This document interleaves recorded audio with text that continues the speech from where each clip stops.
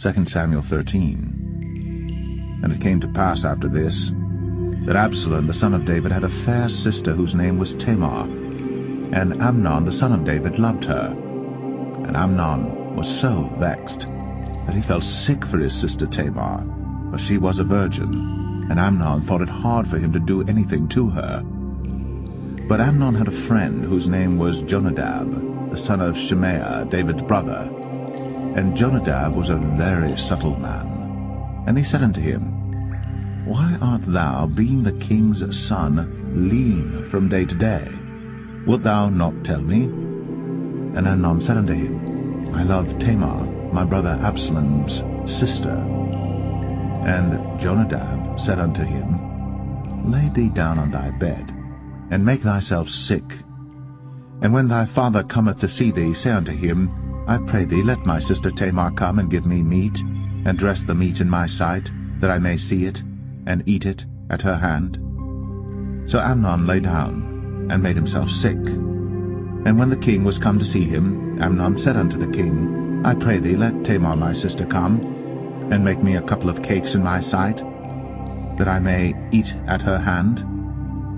Then David sent home to Tamar, saying, Go now to thy brother Amnon's house, and dress him meat. So Tamar went to her brother Amnon's house, and he was laid down. And she took flour, and kneaded it, and made cakes in his sight, and did bake the cakes. And she took a pan, and poured them out before him. But he refused to eat. And Amnon said, Have out all men from me. And they went out every man from him. And Amnon said unto Tamar, Bring the meat into the chamber, that I may eat of thine hand. And Tamar took the cakes which she had made, and brought them into the chamber to Amnon her brother. And when she had brought them unto him to eat, he took hold of her, and said unto her, Come, lie with me, my sister. And she answered him, Nay, my brother, do not force me. For no such thing ought to be done in Israel. Do not thou this folly. And I, whither shall I cause my shame to go? And as for thee, thou shalt be as one of the fools in Israel. Now therefore I pray thee, speak unto the king, for he will not withhold me from thee. Howbeit, he would not hearken unto her voice, but being stronger than she, forced her, and lay with her. Then Amnon hated her exceedingly, so that the hatred wherewith he hated her was greater than the love wherewith he had loved her. And Amnon said unto her, Arise, be gone. And she said unto him, There is no cause. This evil in sending me away is greater than the other that thou didst unto me. But he would not hearken unto her. Then he called his servant that ministered unto him, and said, Put now this woman out from me, and bolt the door after her. And she had a garment of divers colors upon her, for with such robes were the king's daughters that were virgins apparelled. Then his servant brought her out, and bolted the door after her. And Tamar put ashes on her head, and rent her garment of divers colors that was on her, and laid her hand on her head, and went on crying. And Absalom, her brother, said unto her, Hath Amnon thy brother been with thee? But hold now thy peace, my sister. He is thy brother. Regard not this thing. So Tamar remained desolate in her brother Absalom's house. But when King David heard of all these things, he was very wroth. And Absalom spake unto his brother Amnon, neither good nor bad, for Absalom hated Amnon, because he had forced his sister Tamar.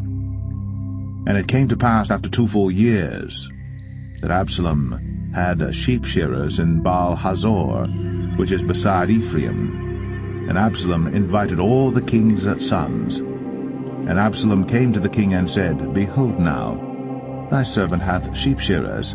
Let the king, I beseech thee, and his servants go with thy servant. And the king said to Absalom, Nay, my son, let us not all now go, lest we be chargeable unto thee.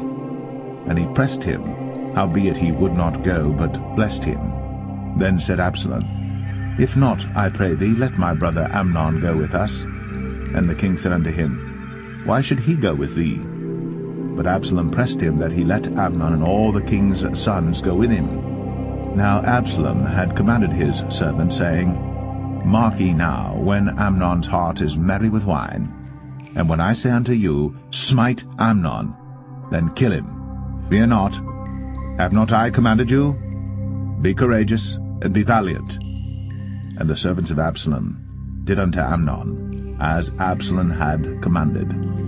Then all the king's sons arose, and every man gat him up upon his mule, and fled. And it came to pass, while they were in the way, that tidings came to David, saying, Absalom hath slain all the king's sons, and there is not one of them left. Then the king arose, and tare his garments, and lay on the earth, and all his servants stood by with their clothes rent. And Jonadab, the son of Shemaiah, David's brother, answered and said, Let not my lord suppose that they have slain all the young men, the king's sons, for Amnon only is dead. For by the appointment of Absalom this hath been determined from the day that he forced his sister Tamar. Now therefore, let not my lord the king take the thing to his heart, to think that all the king's sons are dead, for Amnon only is dead. But Absalom fled. And the young man that kept the watch lifted up his eyes, and looked, and behold, there came much people by the way of the hillside behind him.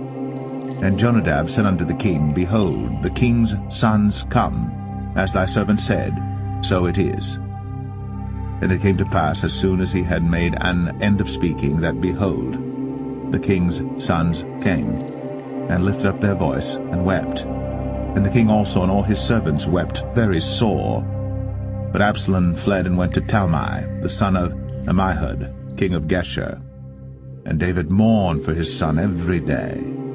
So Absalom fled and went to Geshur, and was there 3 years. And the soul of King David longed to go forth unto Absalom, for he was comforted concerning Amnon, seeing he was dead.